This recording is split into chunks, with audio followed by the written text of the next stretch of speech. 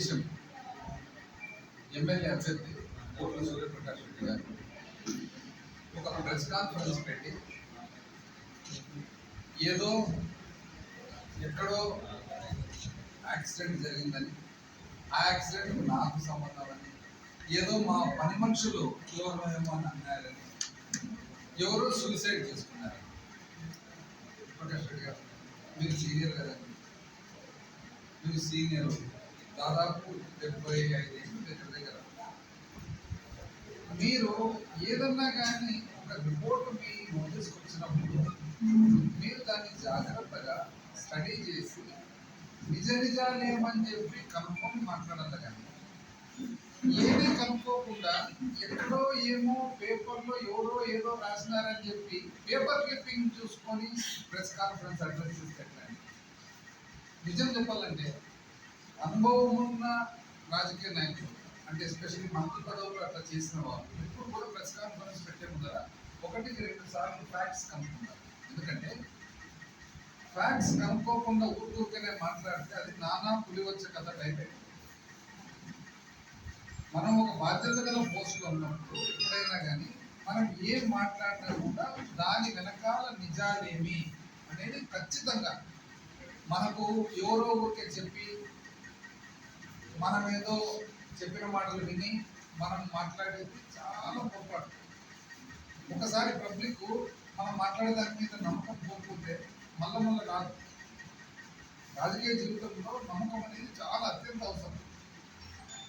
ఇది ఎట్లుందంటే అదేదో కుందేలు కదా, మంచి గాఢ నిద్రలో చెట్టు కింద ఉంటే తాటికాయ తల మీద పడితే ఇదేదో ఆకాశం నా తల మీద పడిపోయిందని చెప్పి ఊహించుకొని కుందేలు పరిగెత్తుకుంటూ పోతుంటే పక్కన వేరే జంతువు ఏదో వచ్చి ఎందుకు అట్లా పరిగెత్తున్నామంటే ఆకాశం కింద పడుతుందని చెప్పి ఆ జంతువు కూడా కుందేలుతో పాటు పరిగెత్తి ఈ టైంలో అసలు మీరు ఎవరు ఏం బేసిస్ మీద మాట్లాడుతున్నారు?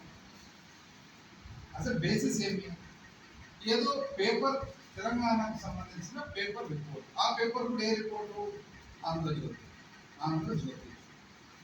ఆంధ్రజ్యోతి చాలా ఎంతో కష్టపడి అసత్యాలన్నీ కూడా సమకూర్చి పేపర్ మీద పెట్టాలనేది వాళ్ళు ఒక రోడ్డు, ఒక పద్ధతి ప్రకారం, ప్రణాళిక ప్రకారం పోతున్నారు. సో వాళ్ళు ఏదైనా రాసినప్పుడు ఆ రాత కరెక్టా కాదా అనేది మీరు కనుక్కోవాల్సిన బాధ్యత. ఈరోజు ఆ కారు నాకు సంబంధించినదని మీరు నిరూపించగలుగుతారా? పోనీ ఆ కారులో ఉన్న వాళ్ళు నాకు సంబంధించిన నిరూపించగలుగుతారా? పోనీ ఆ స్కూటర్లో ఏదో తగిలిందన్నారు కదా, వాళ్ళు ఏమన్నా నాకు సంబంధించిన నిరూపించగలుగుతారా? పోనీ ఆ సంబంధించిన సంఘటన నాకు ఎటువంటి సంబంధం ఉందని చెప్పి మీరు ఏమన్నా నిరూపించగలుగుతారా? నిరూపించడం పక్కన పెట్టుకోండి, అసలు అది నిజమా? కార్ ఏంది, యాక్సిడెంట్ ఏంది, సూసైడ్ ఏంది, నాకు ఏం సంబంధం అసలు? వాళ్ళెవరో ఆంధ్రజ్యోతి వాళ్ళు ఏందో తెలుసో తెలియకనో, వాళ్ళు ఎందుకంటే అసత్యాలు తెలిస్తే పరిగెత్తుకుంటూ రాసుకుంటారు కాబట్టి వాళ్ళు రాసిన దానికి వాళ్ళంటే సరే పేపర్లో రోజు 10 రాస్తారు, 11 దాటుకొని వెళ్ళిపోతున్నారు మీడియా కాబట్టి. కానీ మీది క్రెడిబిలిటీ కదా, క్రెడిబిలిటీ ఉన్న మీరు ఏ విధంగా ఇవన్నీ మాట్లాడుతున్నారండి? ఇప్పుడు మేము ఆంధ్రజ్యోతి మీద డిఫమేషన్ ఫైల్ చేస్తున్నాం, అది పొద్దున్నే డిసైడ్ చేసినాం. ఇది అసత్య ప్రచురణ మాకు అసలు సంబంధమే లేదు. కారు నాకు సంబంధం లేదు, వ్యక్తులు నాకు సంబంధం లేదు, సంఘటన నాకు సంబంధం లేదు. మీరేదో పొరపాటున ఏదో ఎవరో ఏదో అని అనుకొని నా పేరు రాసినట్టున్నారు. మీరు ఆంధ్రజ్యోతి మీరు కనుక్కోకుండా రాసిన దాని వల్ల ఈరోజు లాయర్ నోటీస్ ఇస్తున్నాము. లాయర్ నోటీస్కు సంబంధించిన రిప్లై వచ్చిన తర్వాత ఆ రిప్లైని బేస్ చేసుకొని డిఫమేషన్ ఫైల్ చేయాలని చెప్పి మేము డిసైడ్ అయ్యాం. అంతలోకి మీరు పరిగెత్తుతున్నారు ఇక్కడ సూర్యప్రకాష్ రెడ్డి గారు. సంఘటన ఇక్కడ తెలంగాణ.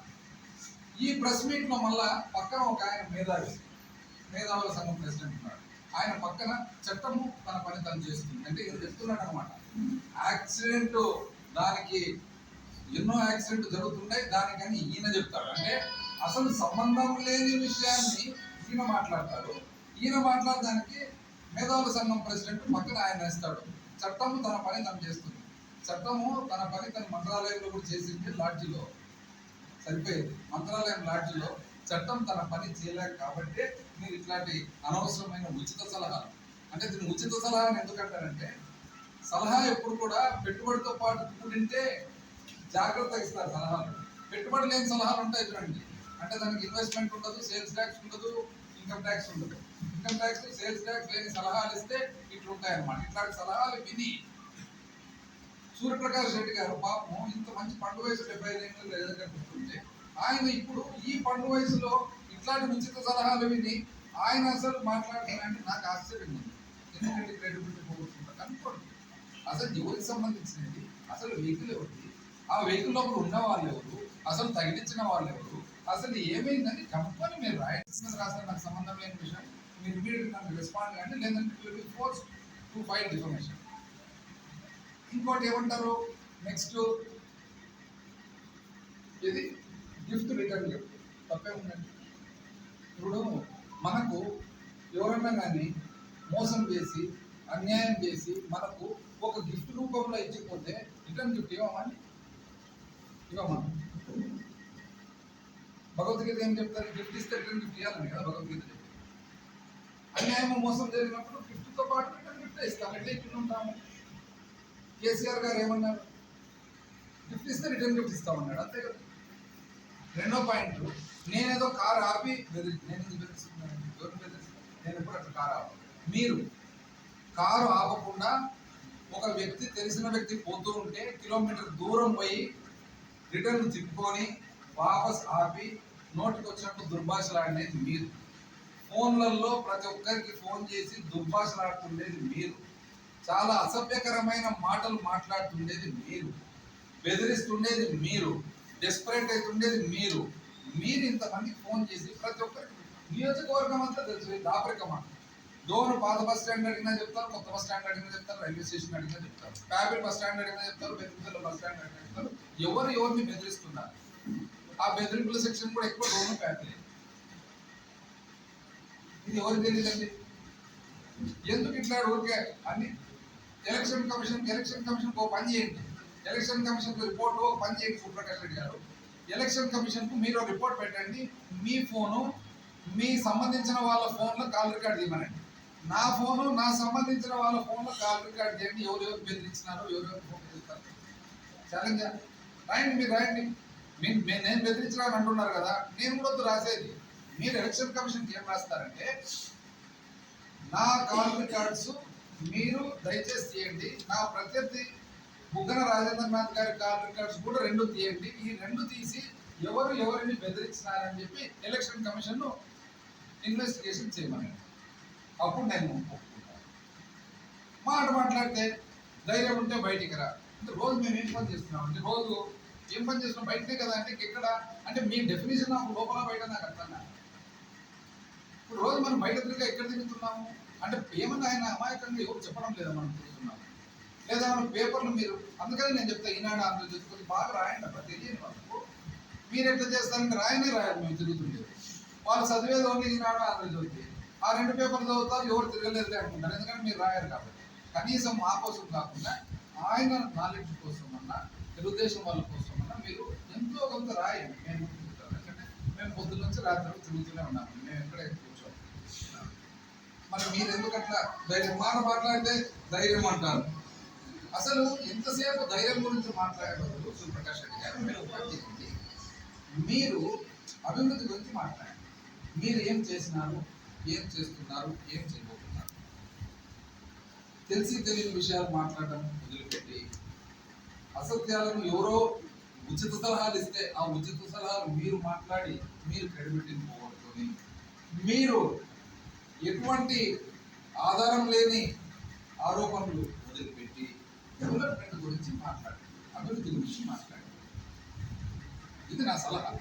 ఎందుకంటే ఇప్పుడే ఒక ఊరికి మాకు సంబంధించిన వాళ్ళు వచ్చినారనమాట. ఏమని? ఆ ఊరి సంబంధము లద్దగిరితో.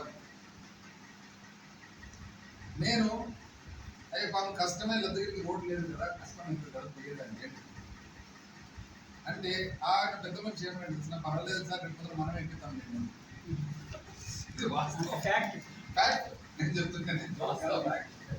అంటే లద్దగిరికి రోడ్డు లేదు కదా అంటే, ఆ వ్యక్తి చాలా మనస్ఫూర్తి చెప్పినాడు. ఏమని మళ్ళీ ఆయన కూడా వేరే విధంగా కాదు, మనమే ఎక్కుతాం లేదా లద్దగిరి కూడా రోడ్డు అని అన్నాడు అన్నమాట. ఇది పరిస్థితి. కాబట్టి సూర్యప్రకాష్ గారు మీరు ఈ అసత్యాలు, ఈ ఉచిత సలహాలు, మీ క్రెడిబిలిటీ మీది బ్యాక్గ్రౌండ్ ఉంది. మీరు ఆ బ్యాక్గ్రౌండ్ ఈ వయసులో పండు వయసులో మీరు అనవసరంగా ఇట్లా తెలిసి తెలియని ఆరోపణలు దయచేసి చేయొద్దండి. నేను రెస్పెక్ట్తోనే చెప్తున్నాను.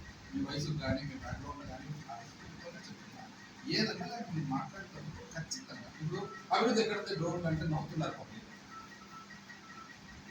ఎవరైనా అంటారంటే అభివృద్ధి ఎక్కడ ఉంది డ్రోన్ అని. వైజాగ్ నుంచి కింద చిత్తూరు వరకు అభివృద్ధి ఎక్కడ ఉందంటే దేశం అంతా చెప్తుంటే మీరు పక్క నియోజకవర్గం నుంచి వచ్చి అభివృద్ధి ఎక్కడ ఉందంటే పబ్లిక్ నవ్వక ఏమంటారు? దానివల్ల క్రెడిబిలిటీ పోతుందా లేదా? ఇప్పుడు ఒక పేపర్ చూపించి ఇది తెల్ల పేపర్, ఇది కాదు నల్ల పేపర్, నల్ల పేపర్, నల్ల పేపర్ అంటే పబ్లిక్ ఏమనుకుంటారు? ఎందుకు ఇట్లా మాట్లాడుతున్నాడు అని. అది కాదు మీరు చెప్పాలి. మీరేం చేస్తారో చెప్పండి. మీరు ఏం చేయబోతున్నారు చెప్పండి. పోనీ మీరు అధికారంలోకి వస్తే 10 సంవత్సరాల క్రితము మీరు ఫౌండేషన్ రాయేసి ఇంతవరకు ఫౌండేషన్ పునాది కూడా పడని డబ్బాల ఫ్యాక్టరీ ఏమన్నా మీరేమన్నా మళ్ళా మొదలు పెడతారా?